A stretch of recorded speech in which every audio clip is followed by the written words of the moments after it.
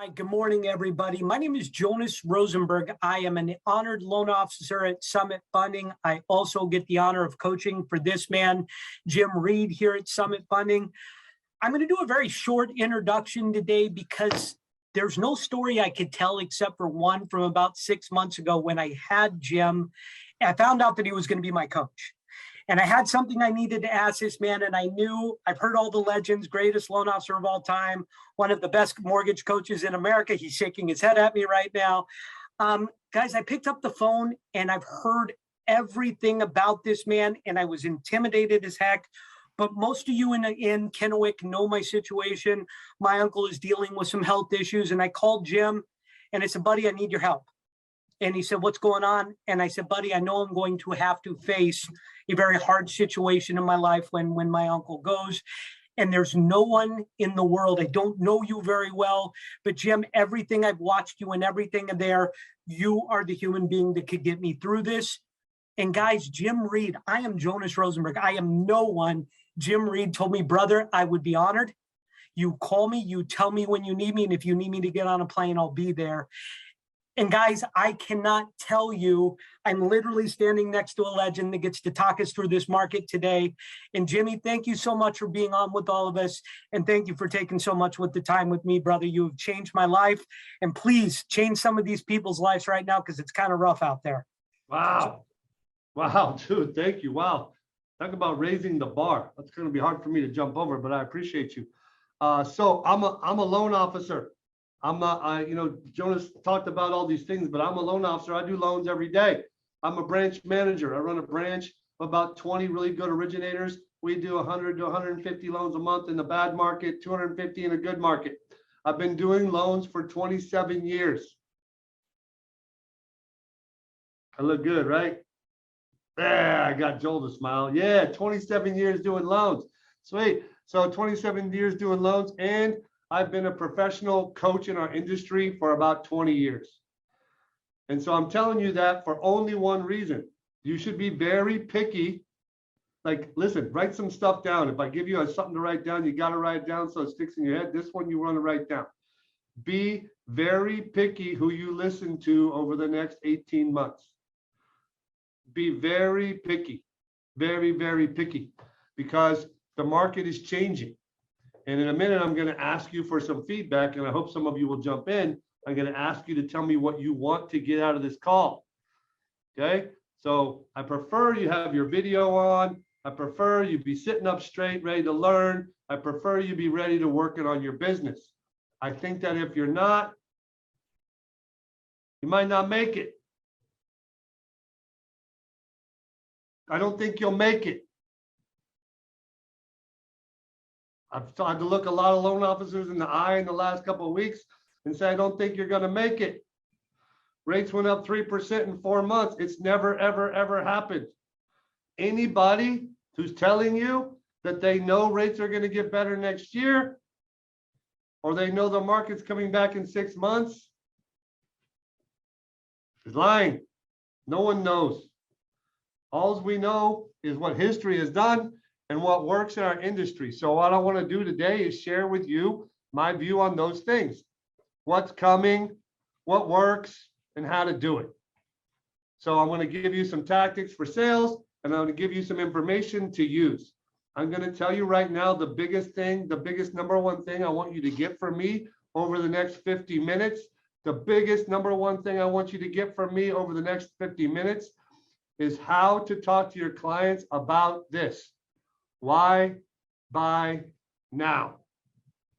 You should write it down. Why buy now? Everybody, or why sell now if you're going to do a listing?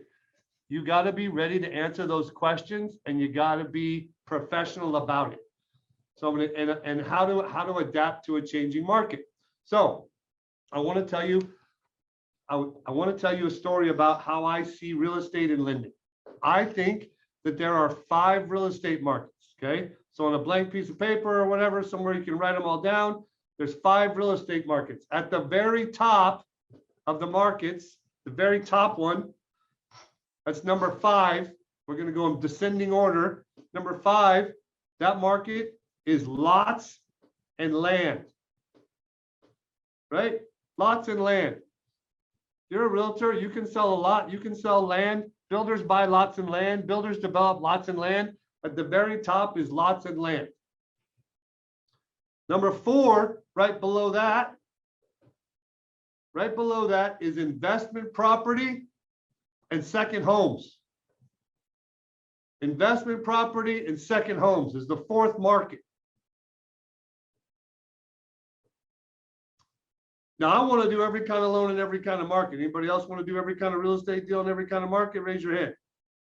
Okay, you're listening. I like it. Raise your hands. I like interactive. I hate lecture mode. I used to go to college and go in these big lecture halls, and I would sit there and I would fall asleep, and then I'd get up and go back home. And then after about the first 2 weeks of school, I just never went. So I don't, good. Jacqueline is with me. I don't really like lectures, so you're going to have to interact with me. All right. So number 4 was investment property and second homes. Number 3, the 3rd market. The 3rd market is luxury homes.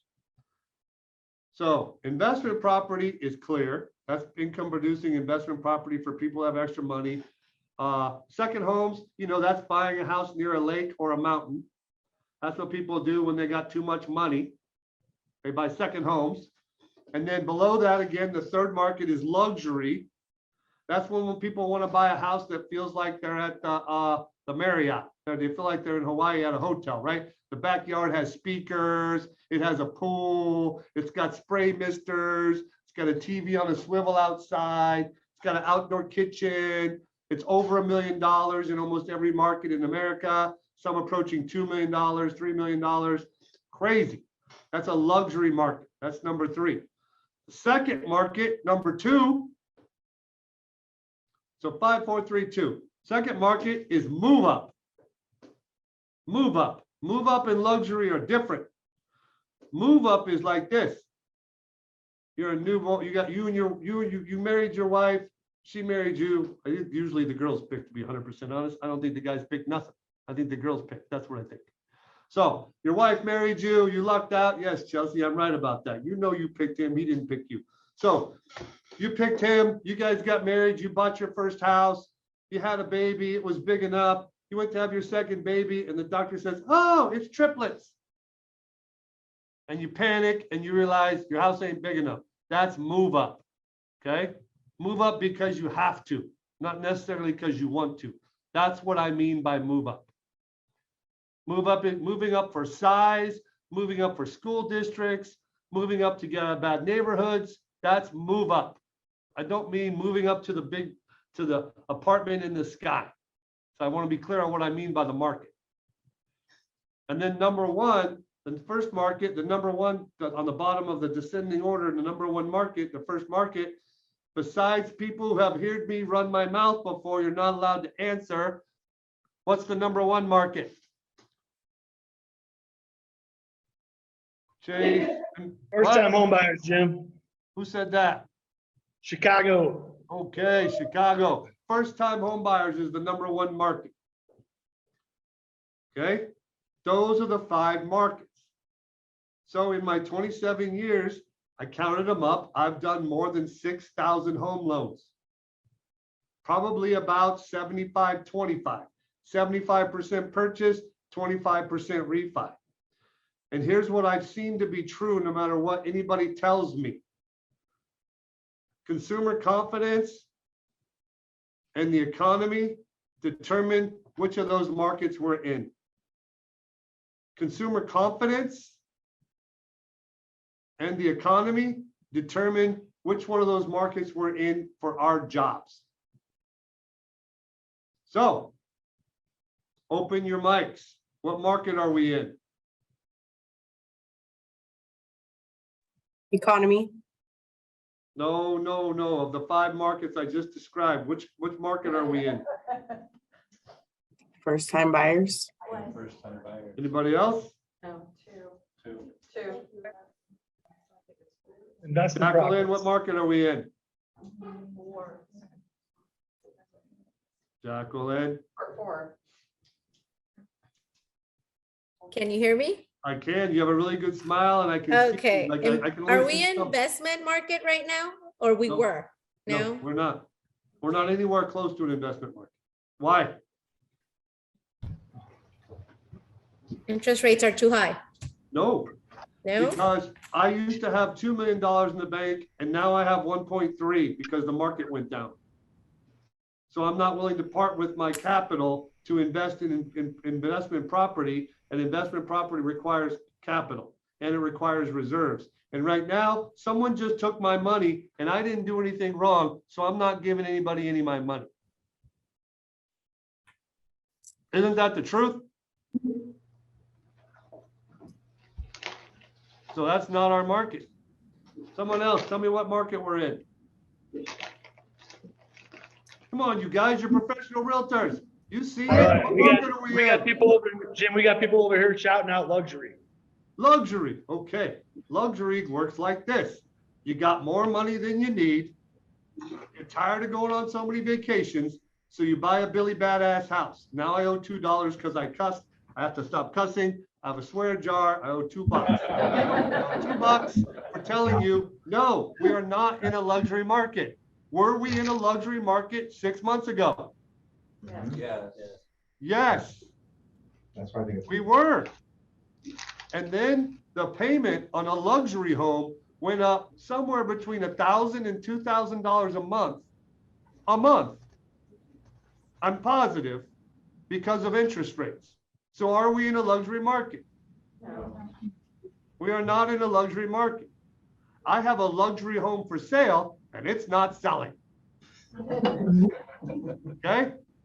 The number of days on the market for luxury homes is dramatically increasing or not? It's increasing. The number of days on the market on a luxury home is dramatically increasing. So that means it's not that kind of market. So who else? What kind of market are we in? Move up. Come on, somebody. Meridian. Isn't Meridian like in Idaho? Yes, sir. Idaho's my favorite state. I love to come there and go fish and shoot stuff. It's the best. Nice. What kind of market are we in? Move Move up. up. Move up. Move up. Move up. I like move up. Move up means you're buying a bigger house because you have to. Move up is not because you want to. Luxury is because you want to. Move up is because you have to. You live in a 2-bedroom, 1,100 square foot home, and mama has triplets inside of her. You got to move. That's move up. I agree. It's always a move up market. That one never goes away. Sometimes it's bigger than others because of financial restraints. Right now, it's there for sure. It is not huge, but is there for sure. Why is it not huge, Meridian?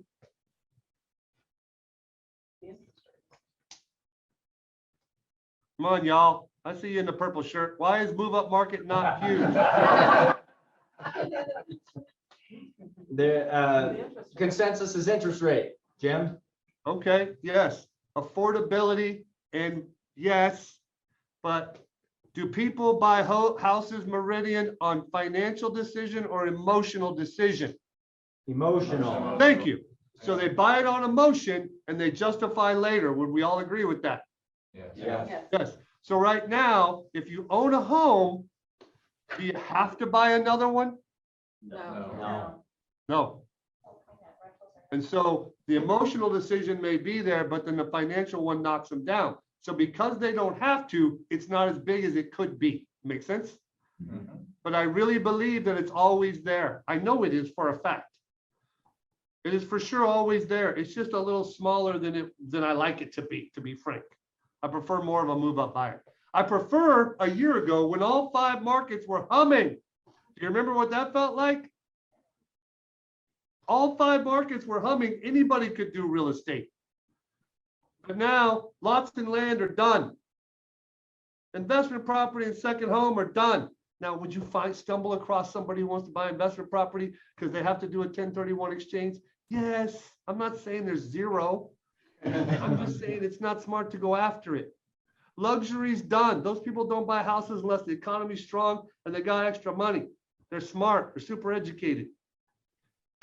Right? Move up. is definitely there. And the last one is always there. First-time home buyers. Why are first-time home buyer markets always there?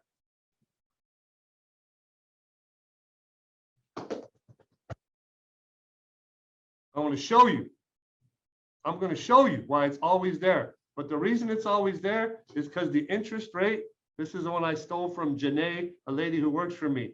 The interest rate on paying rent is 100%.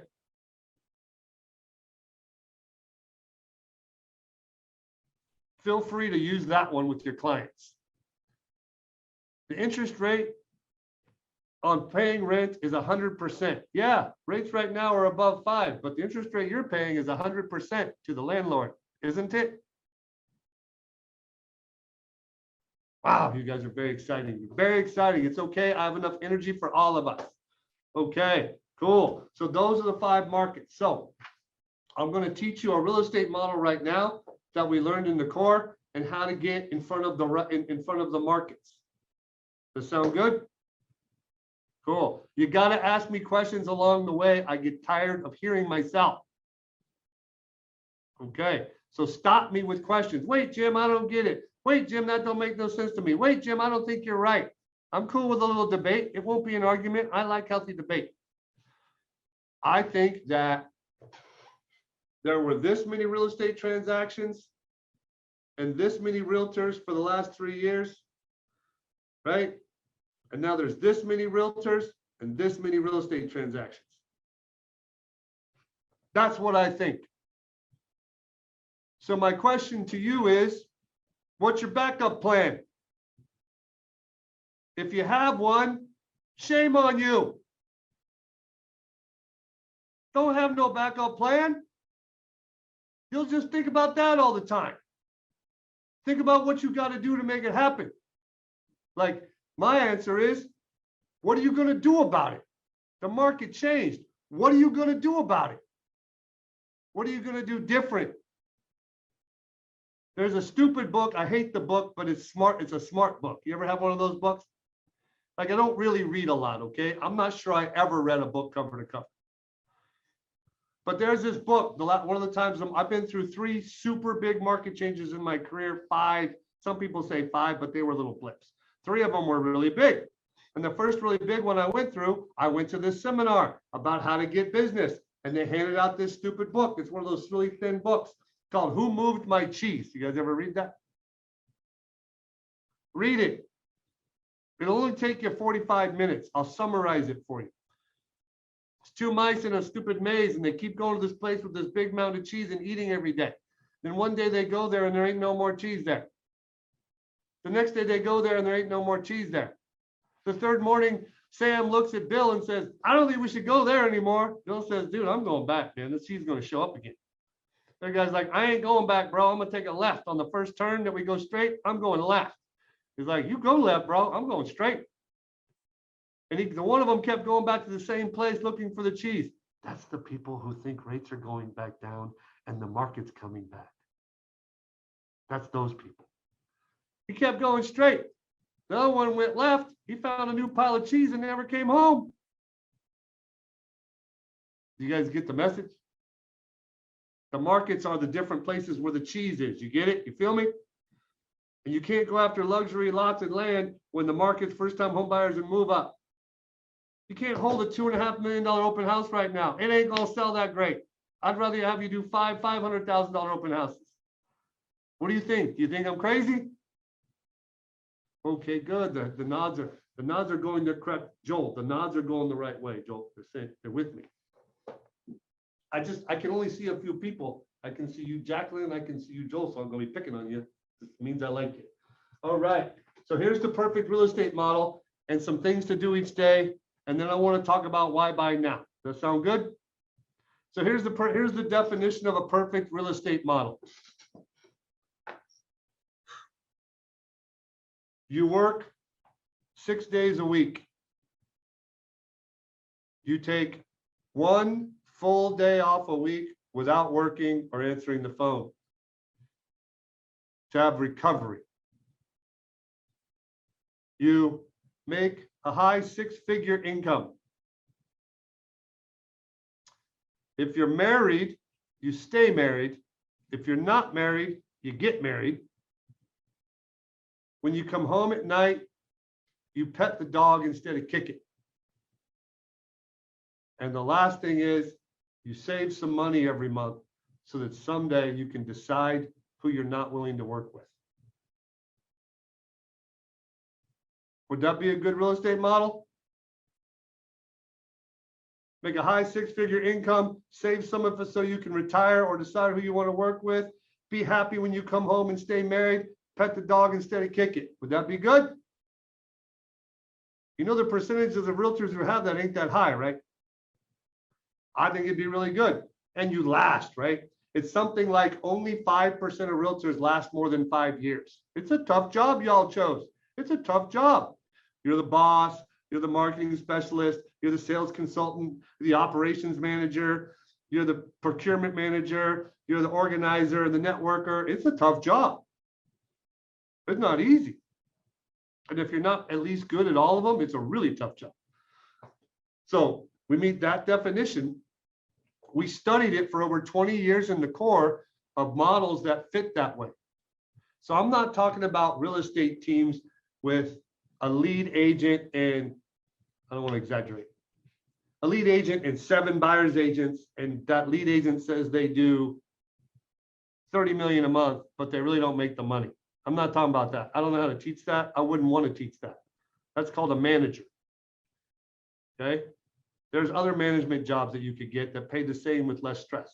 I'm talking about being a boutique realtor that takes really good care of clients, that maybe has 1 or 2 assistants, depending on how big their business gets, and fits the rest of my definition. So that was our criteria when we looked at the models that worked. So what we paid attention to is where their closed transactions came from. Would you like to know where they came from? Okay, so I'm gonna draw a circle. I hope you can see it. Oh my gosh, let's see. If you can't see it, someone's got to yell at me, okay? I usually like to be the one doing the yelling though, but it's gonna be all right. All right, so let's see. That's about as high as I can go. That's about as low as I can go. So here's the perfect real estate model. This is all of your closings, okay? So if you want to draw it along with me, it would be a good idea. So this is all of your closed transactions in a year.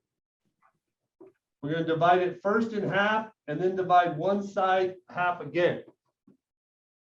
So 50% of your closings have to come for a sustainable real estate model. 50% of your and balance. Like, listen, have you guys ever paid for leads? Who's paid for leads? Like as a realtor, who's paid for leads? Shay has. Who's chased down Zillow leads or whatever in real estate? No one in Meridian? Okay, thank you, Mr. Purple. How's the conversion rate? You got to unmute him. Okay, you got to be quick. Terrible. It's not very good, Jim. It's not very good. I would say it sucks. It's going to cost me $2 more, but someone's got to say it. Internet advertising leads the conversion is 1 for every 362 contacts. Oh, they blocked my video. They're done with me. Sorry. So that means that, you know what happens when you pay for real estate leads, guys? I'm just going to tell you what I've seen happen is you pay for them, they start to come in, you share the website, you get on there, you follow up, you call a couple, and then if they don't work out, and then some more come the next day, and you're like, and then eventually when they show up, you almost regret it and want to throw the computer in the lake. Because you're getting these contacts and half of them are fake, and they don't, and you spend so much time without a reward that you stop trying to convert them. But they keep taking my money out of my damn credit card. Does that sound right to you? Thank you. That's what it is. Don't do that. The people who get in this market and it starts to change and their business is going away are going to be easy pickings for them people to charge them for leads that are not going to convert. Don't do it. I beg of you. I know 2 agents in my whole life that are super detailed, organized, engineer. They're my friends, so it's okay. They're kind of freaky weirdos. They have figured out an automated response system that can convert at a high enough rate to make it pencil, but they ain't having no fun. So that ain't us. We're salespeople. We're relationship people. Would you agree? We like to be around other people. We like to hug them and take care of them. We like to take them to the finish line. We really like it when they say thank you. Man, we get the biggest smile on our face. That's who I am. Is that who you guys are? You guys are making me very nervous. It's okay. I do well when I'm nervous. But back to my model. 100% of the deals fit in here. Half of them have to come from your database. I got people who work for me who still don't do this well. I'm going to teach you how to work your database. I know there are tons of fancy software programs teach you how to work your database. Forget all that. Just do this. Are you ready? The first thing you're going to do is snail mail once a month. One time a month. How many times a year is that? 12. Here's how it works. 4 of the months have holidays in them that make sense to mail about. Christmas, Easter, Thanksgiving, whatever ones you prefer. You can email about, you can snail mail about that. The other ones, the other 8 at least, you're going to email a success story. What's a success story, Joel? Joel, have you closed any transactions lately? I've been part of some closings. Cool. So tell me a story about one of your clients that closed recently that you helped on. We do a lot of first-time home buyers. Cool. Pick a name. Who's the first-time home buyer you recently closed? Let's take a look here. Make one up, buddy. I'll make it up for you. Yeah. Cool. I recently helped Bill and Ted Smith.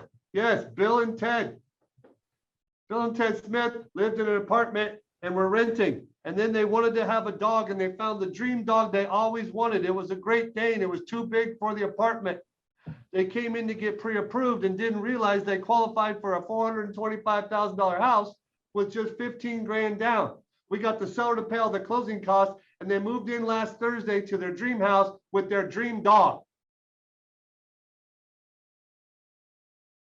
Send it out.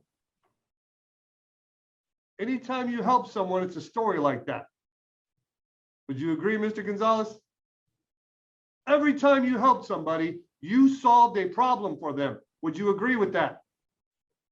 Every deal you've ever done is a success story. You need to keep it on a quarter of a piece of paper.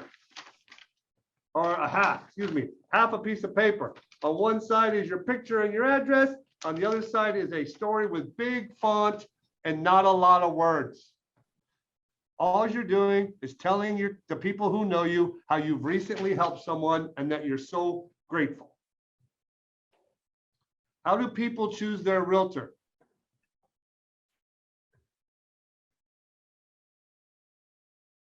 Anybody, y'all realtors, how do you get chosen? Referrals. Like and trust. So yeah, here's how you choose a realtor. Unfortunately, it's the same way you choose a divorce attorney. You know I'm right, Jacqueline. Damn it. The way you do it is you're in that situation. You think of someone who recently went through it. You call them and say, hey, you just bought a house. Did you like your realtor? Right? Isn't that how most of you guys get your business? And so your job, this is the way this works, is to stay in front of the people who know you more often. So when they think, man, we do need to buy a bigger house, all of a sudden, Jim's stupid EOS shows up. Oh, let's call Jim. Every other time, Jacqueline, they looked at it, threw it in the garbage, looked at it, threw it in the garbage, looked at it, threw it in the garbage. And then the one time they needed real estate, they looked at, oh, that's right, we should call Jim. That's how it works. It doesn't work like a lot of people think it works. It doesn't work like you're so fantastic during the transaction, or you know them so well that they just automatically think of you when they think of real estate. I swear to you, it does not work like that. So you can spend money going to Zillow advertising, or you can go to a mail house for about 23 cents a piece, and they'll mail the whole thing, do the whole thing for you, and mail once a month to people who already know you. Which one do you think pays off better? So you're gonna mail an evidence of success once a month, once a month. The second thing you're gonna do is call at least twice a year. So you got to call your database twice a year. There's 3 ways I call my database. The first way is to do an annual review call. So you call people. Now listen, the guy in the purple shirt likes, but you got to run. I got to pick on someone else. Let me pick on someone in Chicago. Yes, You guys do sir. real estate. You guys do real estate or loans? Real estate. Cool. Do you have to have helped someone to help them with a free evaluation on their house, or could you help them even though you didn't help them buy the house? You can help them even though you didn't help them buy the house. You could help them even though you didn't help them buy the house. So everybody that you know that owns a home, that knows you, everybody that knows you, and everybody, for sure, everybody knows you that a home is in your database, right? So Chicago, stay with me. How often does everybody move? Once every, what, 3 to 5 years? 3 to 5 years. Man, the young crowd moves a lot. I've been asking young people, Joel, they're like, we move every 2 weeks, 3 to 5 years. Mr. Gonzalez, how often does everybody move? Oh, gotta hit that mute button. There he goes. Getting ready. Not gonna happen? Not gonna happen. Somebody, how often do we move? Right now, it's like every year. Okay. A little longer, somebody. Can we get a little longer? I'm gonna say like every 5 to 7 years. I've heard 5 to 7 in lots of studies. Let's say it's every 10 years. Would you agree it's at least every 10 years on average? Some move a lot faster, maybe most, some stay longer. But on average, it's 10 years, maybe faster, but I'm willing to go with 10. Who's willing to go with 10? Okay, I'm back to Mrs. Chicago. Can you unmute me? I want to ask you a question. You ready? Ready. Yeah, right. How many people do you know that own homes that you've either helped or you just know them from friends, family, and organizations? Several hundred, 300? probably more. I've been doing this Probably since- more. Can I go with 300? Okay, so you know 300 people that own homes. That's 300. Okay, so for every 100 people, if they move 10 to every 10 years, for every 100 people, that's 10 deals a year in your database. So if you know 300 people, how many deals a year is that in your database? It's 30, right? It's not 30. So there's 30, but there's 2 markets, first-time home buyer and move up. So some of them got to do what when they buy their bigger house? Buy and sell. They got to buy and sell. So half of them got to sell. It's 45 transactions in your 300-person database, and you're not doing enough to be in front of them. If you got 45 transactions at your commission, would it be enough money for you? Absolutely. I think it'd be enough money for everybody on this call.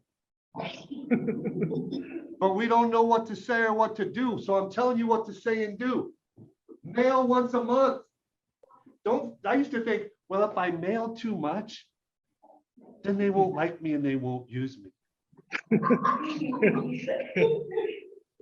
It ain't like that. If they're gonna use you, they'll use you. If they're not, they're not. Stay in touch. So you mail once a month, you call twice a year. One of them's an annual review. So you take your database of 300 people, you divide it by 12, and you call, and then actually you divide it by 52. I want to take about a month of vacation. I'll divide it by 48.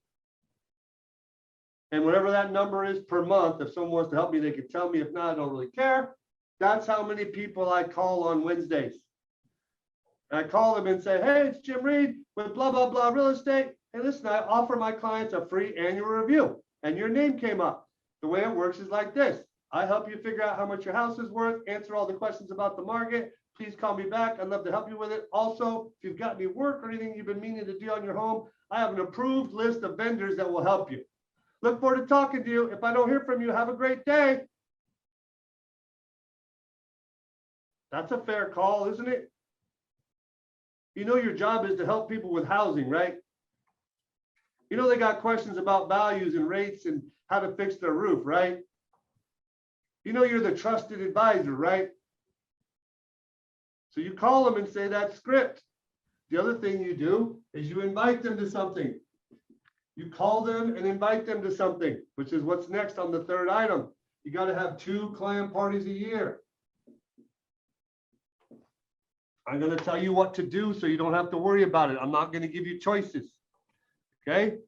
The first thing you do is pictures with Santa the first weekend after Thanksgiving.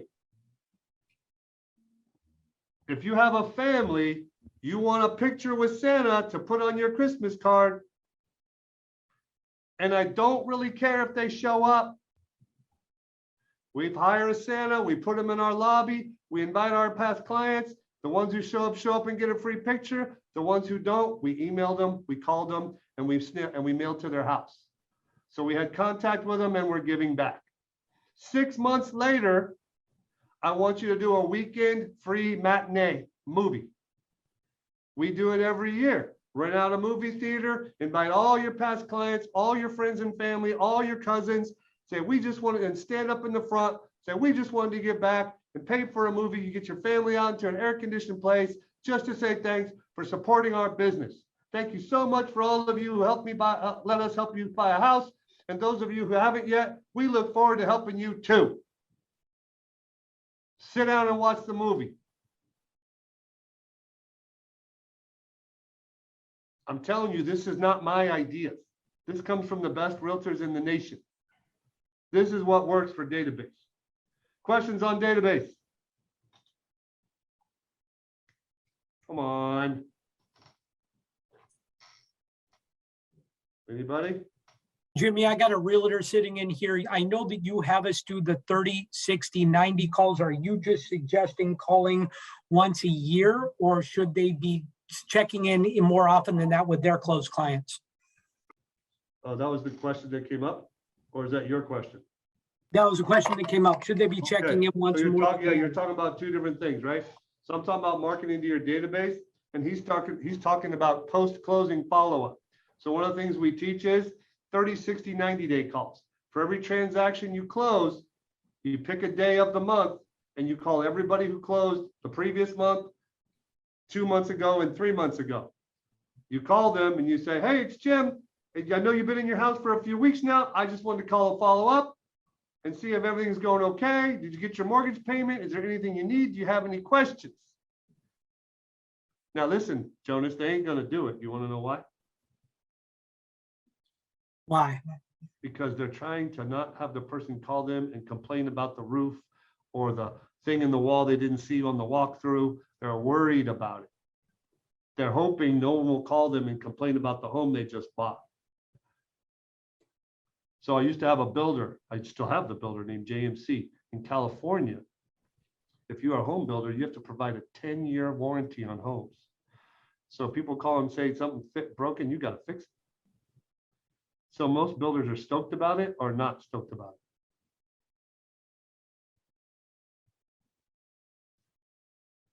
it. Are they happy about it or not happy about it, Jacqueline? You're the only one that'll respond. They're not happy about it. So most of them avoid it, don't really tell them about the person they have to hire. They're supposed to go do the fixing and they just hope it goes away. I experienced it. JMC, what they did is say, we got to do it anyway, so we're going to make it our marketing campaign. The best 10-year warranty program of all home builders in California is their marketing crap. They call them and say, what can we fix? You're going to think I'm lying. I've been doing loans for this builder for more than 12 years. And you can ask any of my loan partners that worked with me. 50% of the people we sit down in front of are buying their second or third JMC home. And you don't even got to do the warranty. You got them a warranty if you're a good realtor, so you can call on that if something breaks. You got vendors in, go fix it for them. You don't got to pay. So you do those 30, 60, 90-day calls, they come back and they refer. So those are excellent. All right. So that was that question. So they want to learn the other 2 places they get leads, or are we getting bored yet? You want to learn it? This is what works. This isn't advertising. This is what works. Like, I'm not trying to sell you nothing. So The second, a quarter of their closings, this is kind of quarter of their closings, you got to be careful now, pay attention now, because you're going to think I'm back talking, come from advertising. What kind of advertising? Open houses. Thank you. Open houses. Open houses, they respond to a sign that's advertising. They come in and you get personal contact and you work the open house. Here's why you have to work open houses. Even my lady from Chicago who has 300 people who own homes, this database, you know what happens to these people over time, right? They die. They move out of the area. Some of them don't like you no more. So this is constantly shrinking. So what do we got to be constantly doing to it?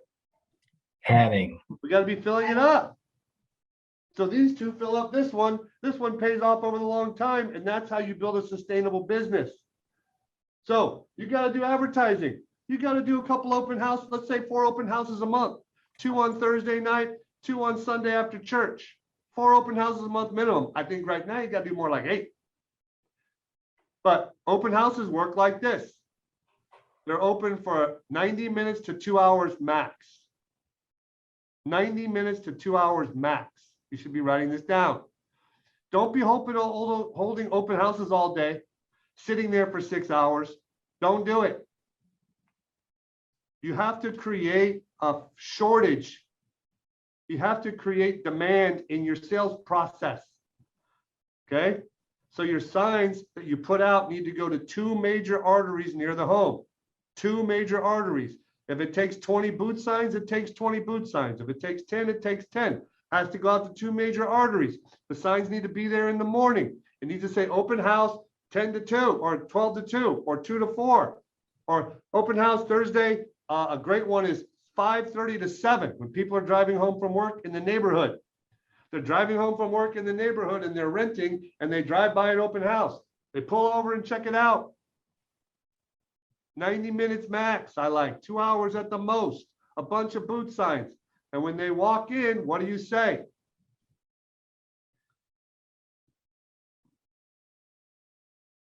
What do you say? What? Welcome home. Oh, welcome home. That's cool. A little corny, but I'll take it. What else do you say? What else do you say? Sign-in sheet. Okay, sign-in sheet. I like sign-in sheets. It makes me feel like you're trying to kiss me on the first date a little bit. Kind of turns me off. Oh, Terry jumped on. What do you say, Terry? Are you working with an agent? Okay, so you want to qualify them right up front. Little bit of commission breath for me. I'm just What's telling one you. good thing you like? What's one thing you don't? Okay, you steal my stuff. You're always trying to steal my thunder. So what you do is make it no big deal. Come in, check. Hand them a price sheet. Hey, here's all the information you need to know about the house. Show yourself around. I will be here if you have questions. Okay?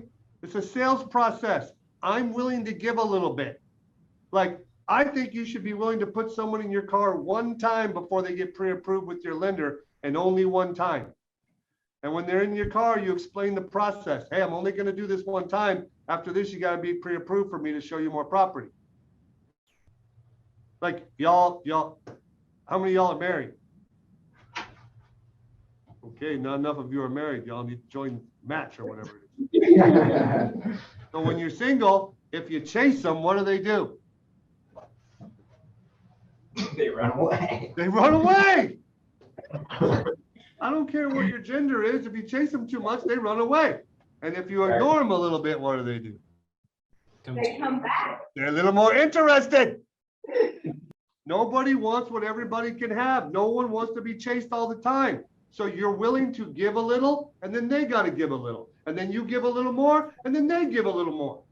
So you walk in, you diffuse the situation. You say, hey, thanks for coming in. The seller really appreciates you showing up. Here's a piece of paper, tells you all about the house. Show yourself around. I'll be here. And then as they walk out of the room, you say, hey, can you do me a favor? On your way out, the seller needs some feedback. Can you tell me one thing you love about the house and one thing that just doesn't fit for you? It's called a takeaway close. I'm assuming they're not gonna like it. Then they walk back out and they're like, okay, thanks. Well, real quick, grab your clipboard. Can you, what's your name? This is how I get my little registration filled out. What's your name? So what was the feedback? What's one thing you loved about this house? What made you stop by? What'd you love? Oh, okay, cool. Tell me more about that. Oh, okay, cool. You're making notes. What's one thing that didn't fit? Oh, tell me more about that. What is the perfect house for you guys? And say, hey, listen, if I find a house that fits all this stuff, would it be okay if I called you? What would you say to that? I won't call you if I don't find something that fits, but if I find something that fits, would it be okay if I call you? Of What would you course. say, Joel? Of course. Okay, cool. Can I get your number? I'll only call you if I find something that fits. It's a crazy market out there right now. And then you go home and you find one that fits. And then you call them on Monday and you say, hey, this is Jim. I met you at an open house. I think I found a house that fits. It has the 4 bedrooms. It doesn't have the pool. It had the new tile roof. And I know your husband really wanted the 3-car garage. It has the 3-car garage plus RV. You guys want to go see it? And then you go see it. And then you explain the process. You gave a little, they gave a little, you give a little more, they gave a little more. That's the sales process. You guys got to be doing that right now. If you're not doing it, start doing it. If you consider yourself a listing agent, great. Do them anyway. Do them anyway. All right. So questions on that?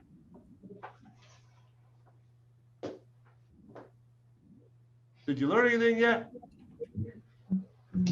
Oh, I got a little bit of nods. Got to bring a little more to the table. Okay. So advertising. The third one is B2B. What's that? Business to business. Okay, you're not allowed to talk if you work for me. Business to business for realtors is the one most of you miss. Okay, so it's the one most of you miss. Business to business, the best realtor I know at this is the guy in my market who's a friend of mine and my client. His name is Tom Phillips. He's the best business to business realtor I know. He joined the local country club and now he helps everybody there. That's business to business. The second thing he does is he calls on directors of recruiting at hospitals. So he calls on directors of recruiting at hospitals. In the greater Sacramento area, how many hospitals do we think we got, Terry? A bunch. It's like a bunch. I don't know how many it is. It's like 20. I don't know. There's a lot of hospitals. Some are small, some are big. Here's the way hospitals work. They're actually not there to take care of you. They're actually there to make money. And the way they make money is to charge more in fees. And the way they charge more in fees is to have the best surgeons and doctors. And the way they have the best surgeons and doctors is to recruit the smartest ones and talk them into living in your community. Did you guys know that? So his job is to help the director of recruiting convince doctors and their wives that this is the community they want to live in. Not to sell them a house. So he takes them around. He doesn't show them houses. He takes them around and shows them the best parts of Sacramento. And then they sign on with the hospital and then they get referred back for business. Now that's next level thinking. What do you think? So each one of these strategies has 3 components: mail, call, and visit. So in your business plan, you get together with your lender, or you get together on one of our coaching calls, or you call the loan officer you jumped on there with. They'll give you all the material I have that I can't really give it to you here. They'll give you all this stuff that I'm talking about in a format you can keep. But you got to have a strategy for mailing, calling, and visiting each one of these. Like for mail on an open house, when you do the boot signs in the morning, go door knock for an hour around the open house and invite the neighbors. You're trying to create a bunch of people in the house at one time. So they feel like, what? This must be a good house. People buy on what? Emotion or facts? What did we say? Emotion. Promotion.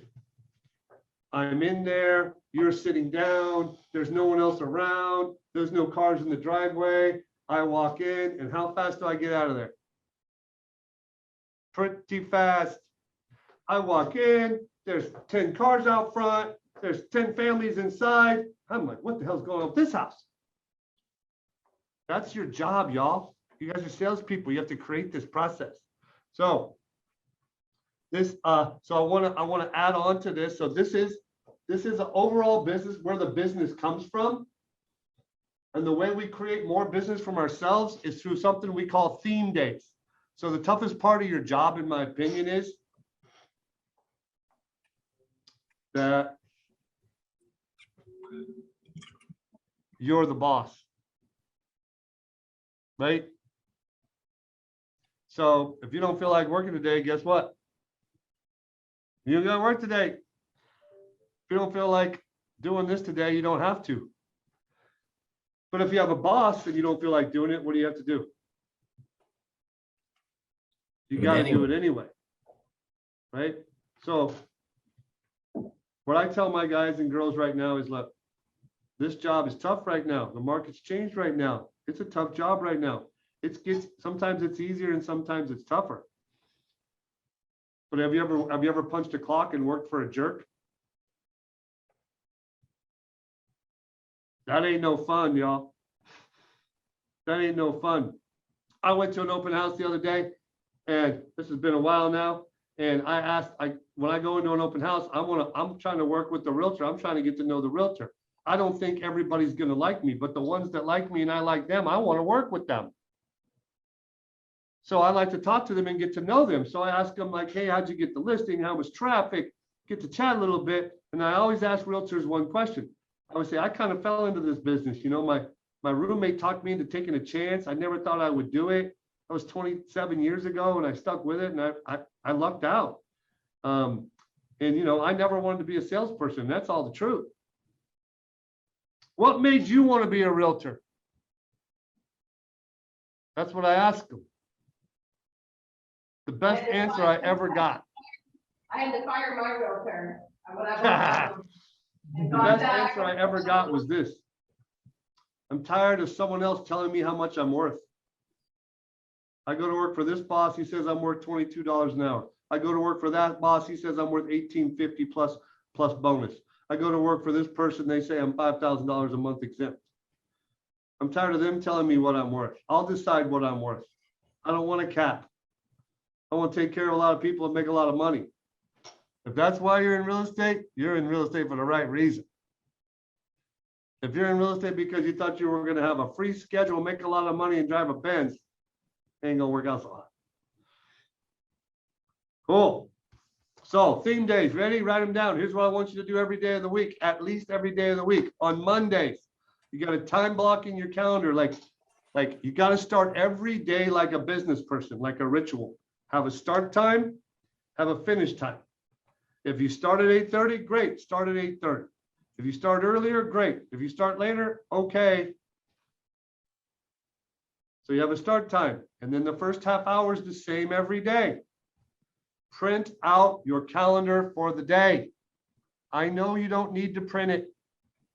I know it wastes a piece of paper. I know you have it on your phone.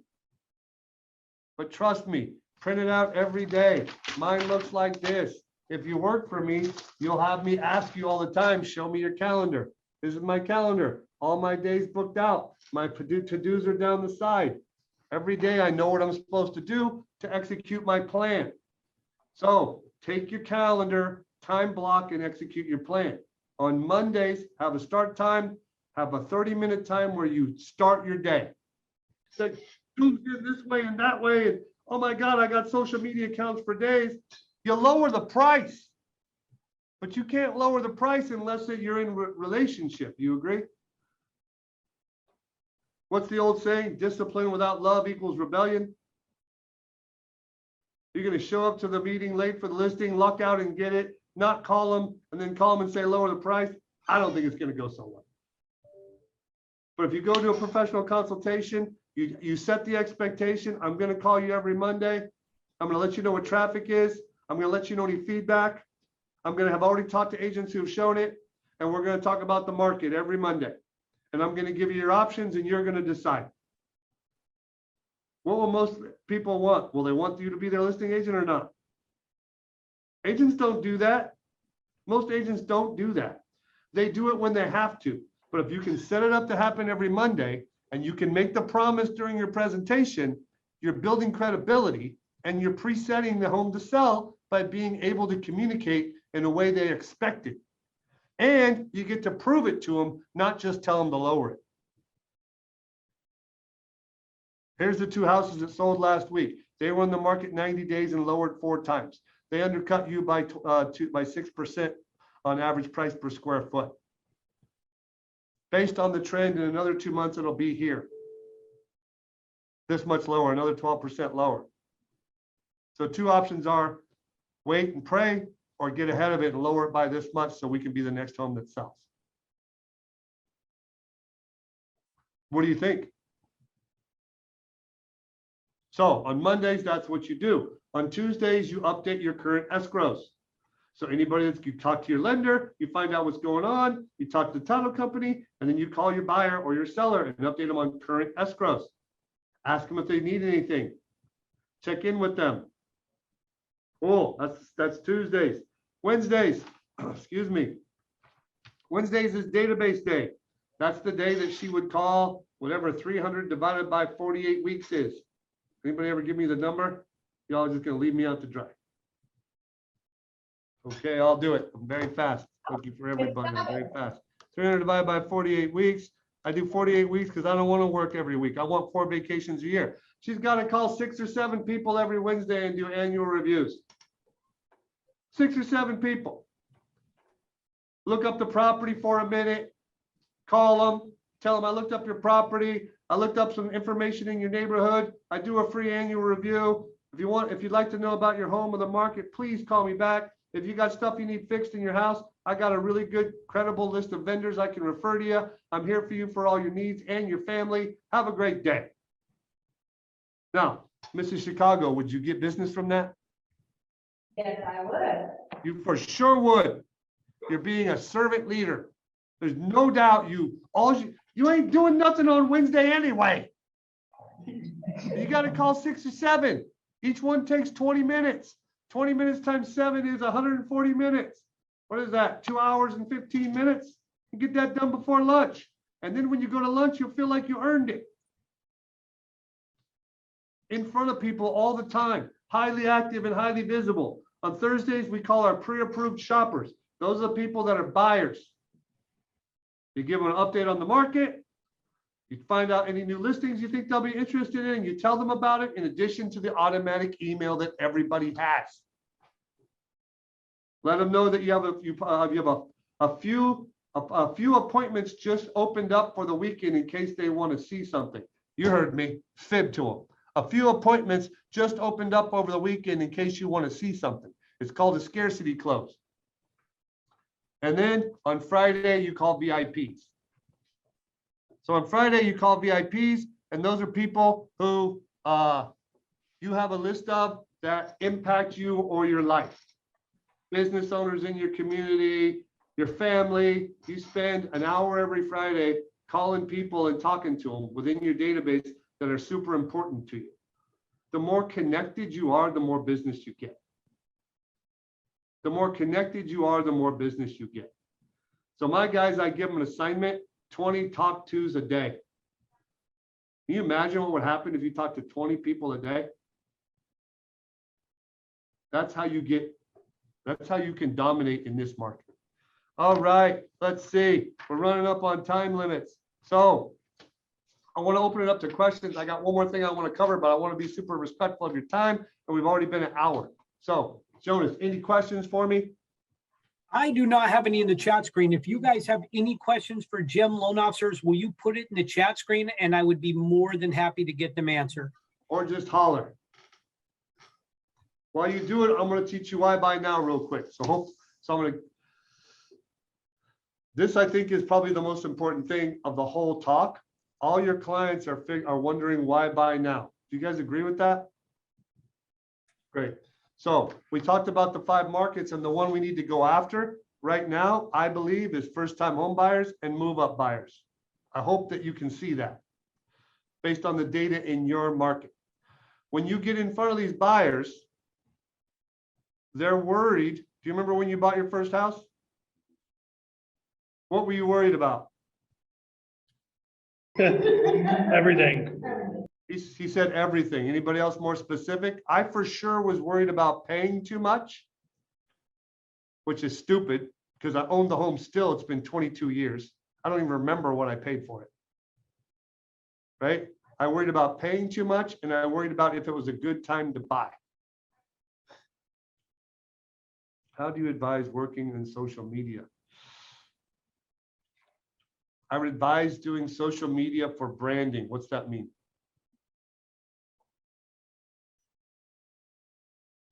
I advise social media. Here's what I've learned about social media. Social media is about getting your brand out there.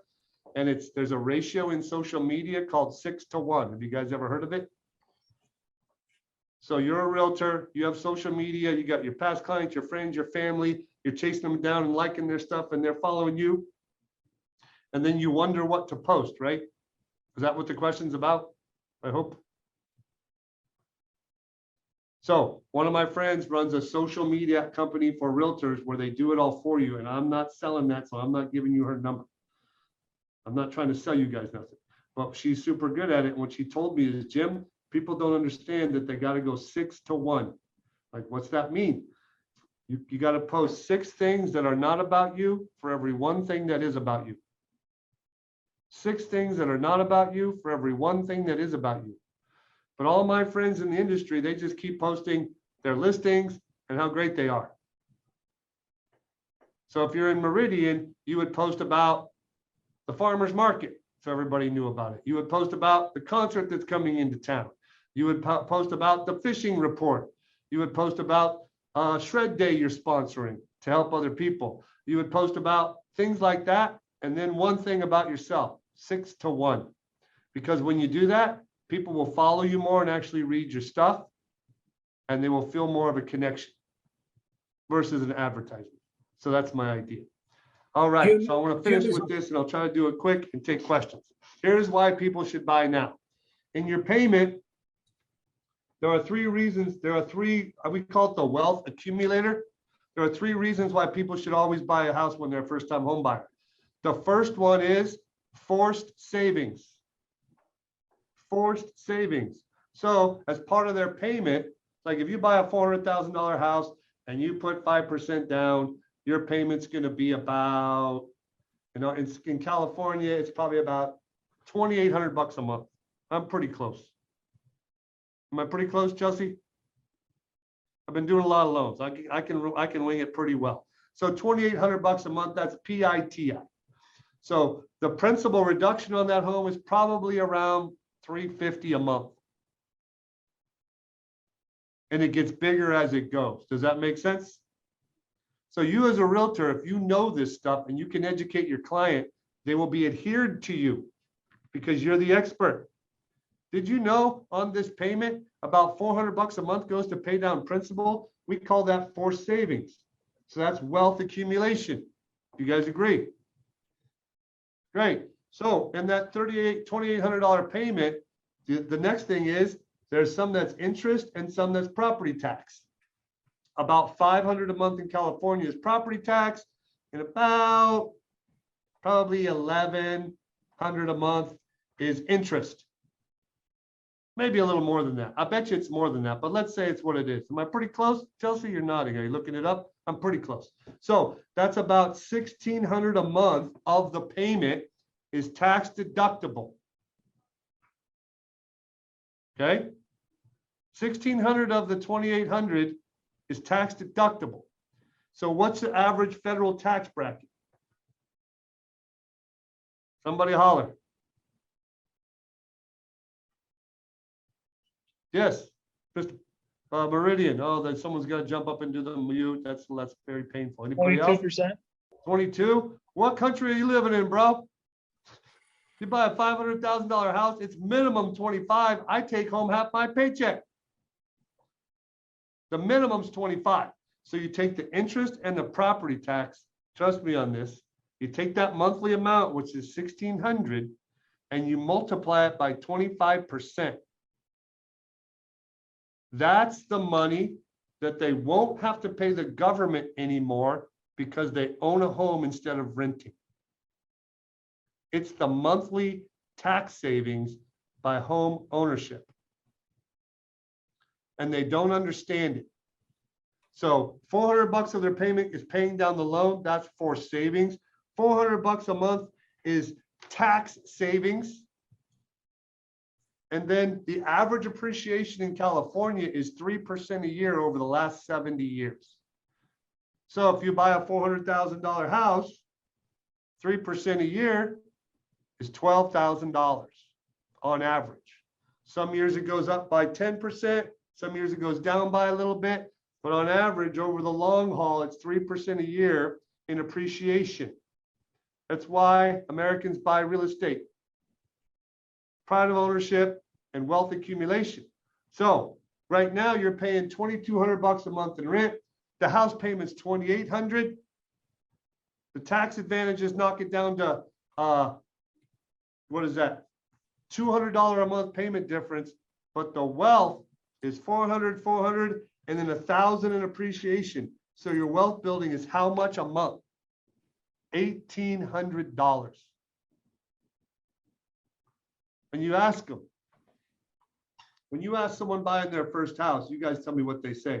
What they tell me is, I say, how long are you going to live there? And they always say what? Forever. Now we know they ain't going to live there forever. But when you buy your first house, you're like, I love this house. I'm living here forever. That's before it got too small for you or whatever happened in your life. So if you buy a house and you hold on to it for a long time, have you ever been hurt in real estate? You haven't. If you're going to buy a house today and try to make money in 18 months, you might get hurt. I don't know. I might not do that. In fact, I probably wouldn't. But if you're going to hold on to that house forever, or at least 10 years, it don't matter. 10 years times 12 months times $1,800 a month. What's that? There's a lot of money, dude. That's what they're missing out by not buying a house right now. That's why they should buy a house right now. Because the rent, the interest rate on rent is 100%, and they're missing out on wealth accumulation. So loan officers at Summit Funding, we go over this with them during every consultation. If you want to get the information on this in a sheet of paper you can follow with your clients, your loan officers will get that sheet from me and they'll give it to you. You just got to reach out to them. But we got to be more of a consultant than we've ever been with our clients. We got to be more in front of more people than we've ever been with our clients. And we got to outlast the realtors who aren't going to make it.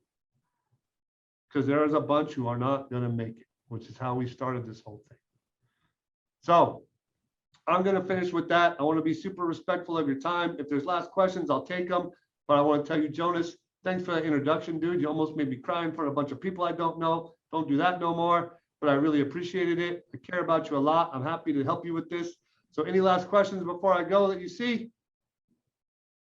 Guys, floor is Thanks, open. We Jim. got Jim for 10 minutes. Does anybody have a last question for him today? Did someone say something? Nope, we're good.